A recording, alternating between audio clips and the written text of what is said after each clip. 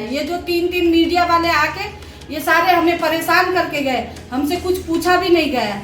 Media वालों के कारण से हमारे घर में कोई भी सुसाइड किया, चाहे कोई भी मर गया, चाहे कोई भी कुछ भी किया, ये सारा जिम्मेदारी गलत कदम उठा लिया तो सबकी जिम्मेदारी है प्रेस वालों की। जिस हमारे जितने मीडिया वालों ने मेरे पापा के ऊपर इतना गलत इल्जाम लगाया और ऐसे ही एक पक्ष की बात सुन के इतना कुछ जो हमारे ऊपर डाल दिया, हम अभी बहुत ज्यादा टेंशन में, बहुत ज्यादा प्रेशराइज। तो हम इसके ऊपर अब मानहानि का केस डालने का भी सोचेंगे, जिस मीडिया वालों ने एक तरफा बात हमारे ऊपर छापा है।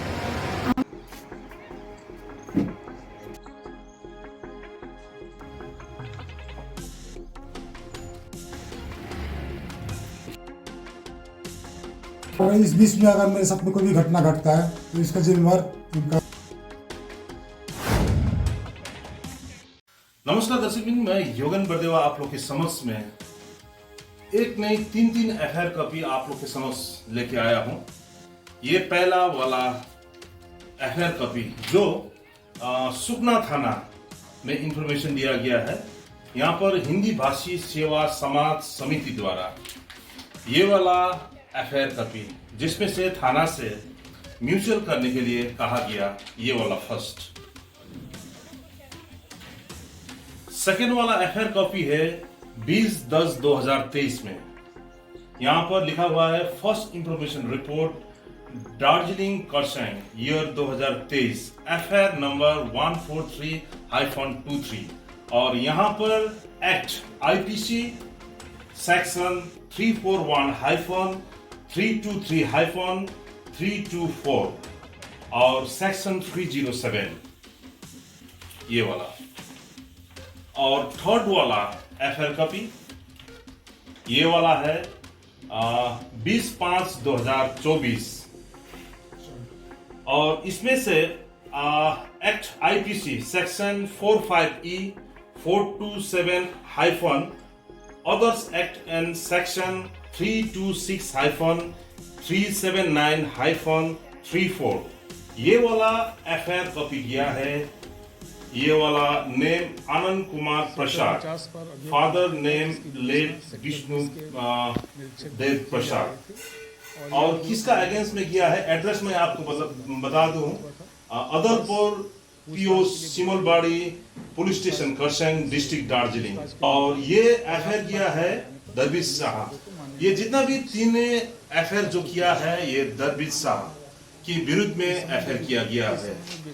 और ये वाला पूरा यहाँ पर थाना में भी सुकना थाना यहाँ पर विषय किया है दरबीज शाह द्वारा घर में घुसकर जानलेवा हमला करने पर प्राथमिक दर्ज। ये वाला यहाँ पर थाना में भी रिसीव किया गया है। घटना में आपको बता दूं, फिलहाल प्रैक्टिकल खबर टीम पश्चिम बंगाल राज्य अंतर्गत दार्जिलिंग जिला करसंग ब्लॉक जो जीटीए क्षेत्र में सिमलबाड़ी का नजदीक अदलपुर का ये घटना है। और ये घटना का मेन कहानी और जो सच और जो तथ्य के आधार पे ही यहाँ पर प्रैक्टिकल खबर दोनों पक्ष को ही कवरेज किया जा रहा है। यहाँ पर जो शख्स बैठे हुए हैं ये शख्स उसका घर है ये, और ये घर पूरा भाड़ा में दिया हुआ है। दरबीज शाह जो आपका नाम क्या हुआ? आनंद कुमार प्रसाद। आनंद कुमार प्रसाद का घर में ही भाड़ा रहता है। दुकान भाड़ा में लिया हुआ था। एग्रीमेंट खत्म होने का बाद भी दुकान ना छोड़ना और रेन्यू ना करना और भाड़ा भी ना देना, और इसी का चलते यहाँ पर लफड़ा हुआ, झगड़ा हुआ और मारपीट हुआ। और मारपीट इस तरीका से हुआ, मेडिकल रिपोर्ट आप लोग को मैं दिखा दूं। यहाँ पर प्राइमरी हेल्थ सेंटर आनंद कुमार प्रसाद, ये सब जो डिटेल्स दिया गया है ये मेडिसिन का है। और जो शख्स यहाँ पर बैठे हुए हैं अभी होम रेस्ट में है।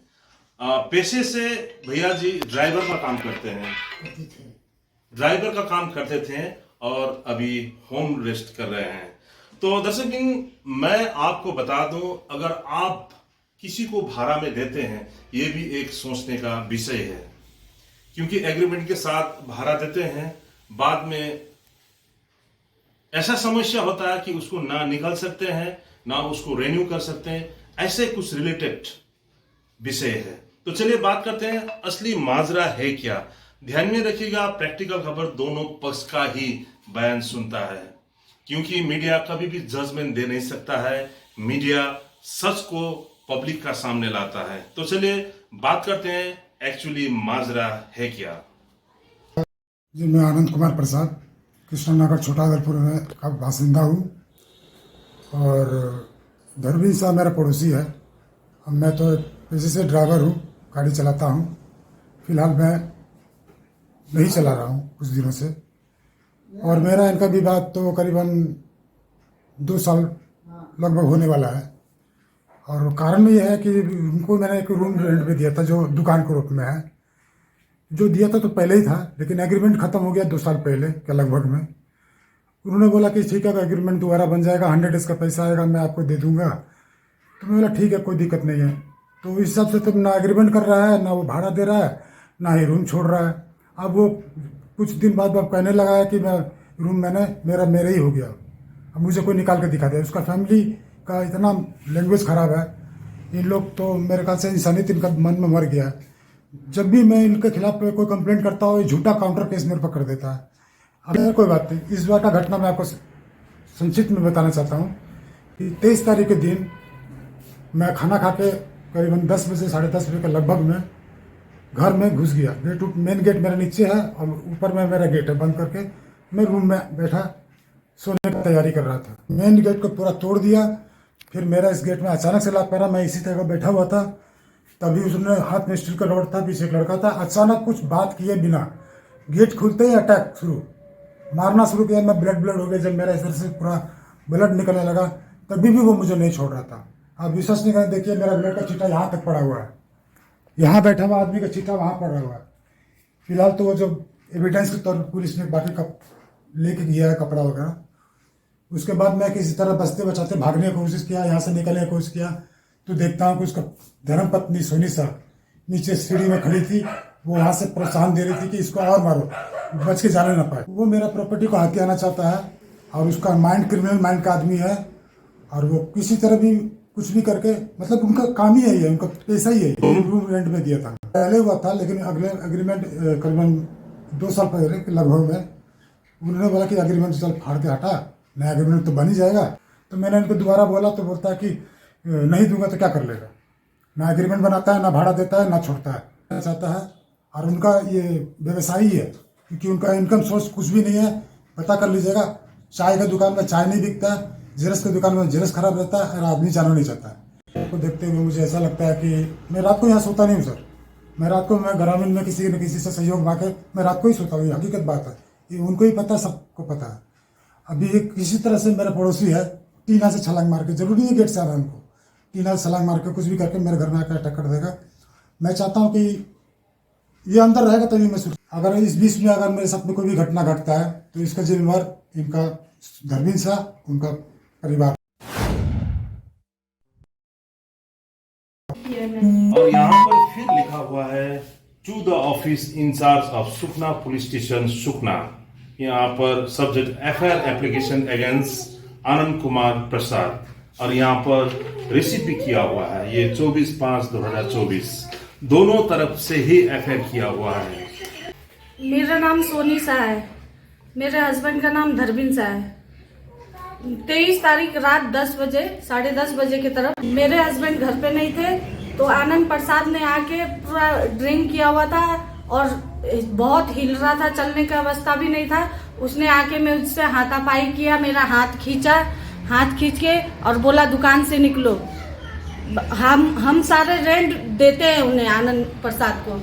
और आनंद प्रसाद जो बोल रहे हैं वो तो इतना गंदा है इंसान, मेरे पड़ोसी है। वो अपना माँ बहन तक को नहीं छोड़ा, मार के भगाया, अपना बीबी को भी मारा, मार के कपड़ा भी नहीं था एक बदन पे उसके बीबी का, तब मैं उसका बीबी को कपड़ा पहना के जान बचा के इधर लेके आई, तब भी वो अपना हाथ तोड़ा, सर फोड़ा और अपना बीबी का इल्जाम लगाया।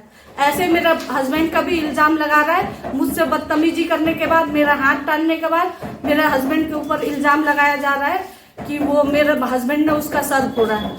मेरे हस्बैंड उस रात थे ही नहीं तो कैसे सर फोड़ेंगे। सर पापा थे ही नहीं, ये बात तो सच है। मैं थी, मम्मी थे और हम दुकान में थे।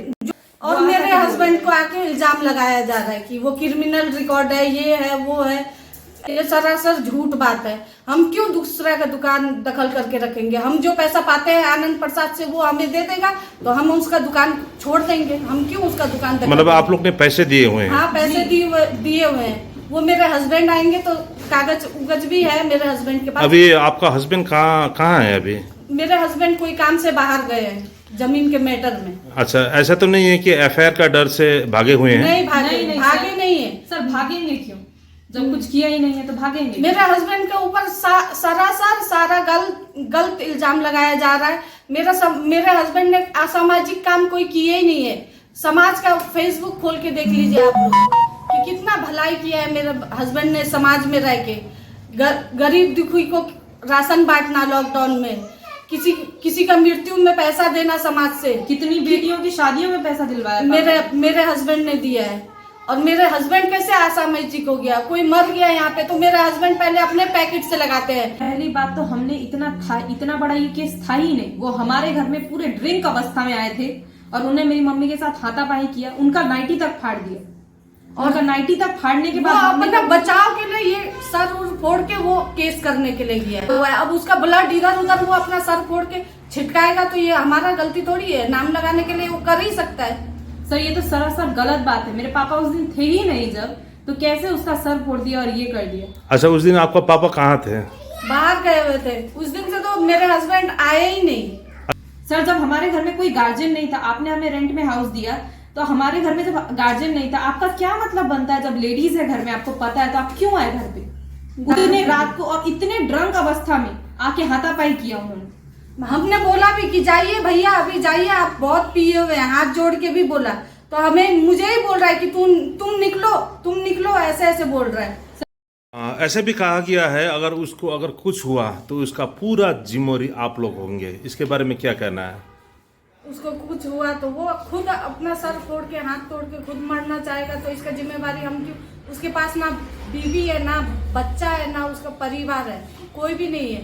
तो वो झूठा इल्जाम लगाने के लिए ऐसा करेगा तो हम तो कुछ नहीं कर सकते हैं। सर ऐसे तो आते जाते कोई भी हम पे इल्जाम लगा देगा तो हम क्या उनका पूरा जिम्मेदारी उठाएंगे?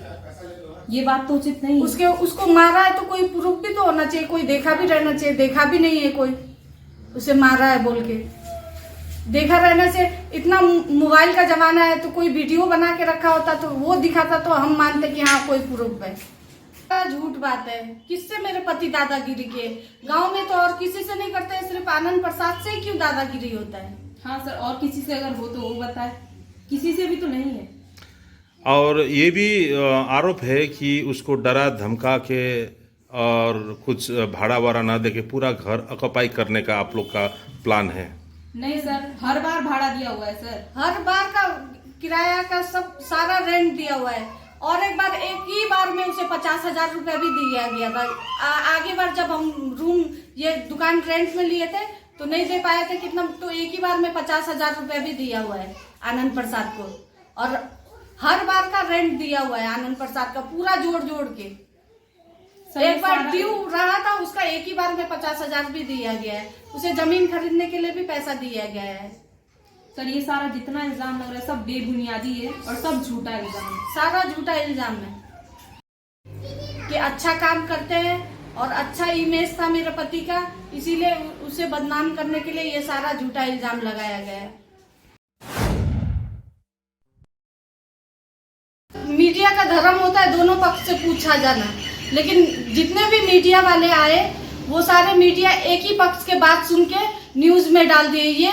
ये तो गलत बात है। सर हमारे पास एक बार आए भी नहीं, हमसे एक बार पूछे भी नहीं और सारा न्यूज में ये गलत न्यूज छाप के ये तो बहुत गलत बात किया ना सारी मीडिया वालों के बारे में भी हम सोचेंगे, लेकिन हमारे पास भी तो आना चाहिए एक बार। सर मीडिया कैरेक्टर पे इतना इल्जाम लगाने से और किसी को जज करने से पहले उन्हें एक बार हमारी भी बात सुननी चाहिए थी।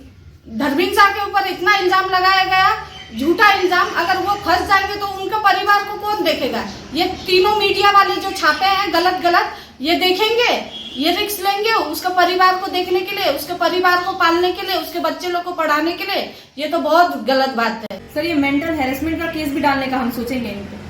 बहुत परेशान किया हमें लेकिन ये मीडिया वालों ने। सुन के। हमारा बात ही नहीं सुना, एक तरफा बात सुन के कैसे न्यूज में छापा जाएगा? मीडिया का धर्म होना चाहिए, दोनों तरफा बात सुन के मीडिया में डाला जाता है। और सर ऐसे भड़कावे में ऐसे वर्ड्स का यूज किया है कि इंसान को देख के वो हमें समझ नहीं आ रहा है कि कैसे उन्होंने बोल भी दिया।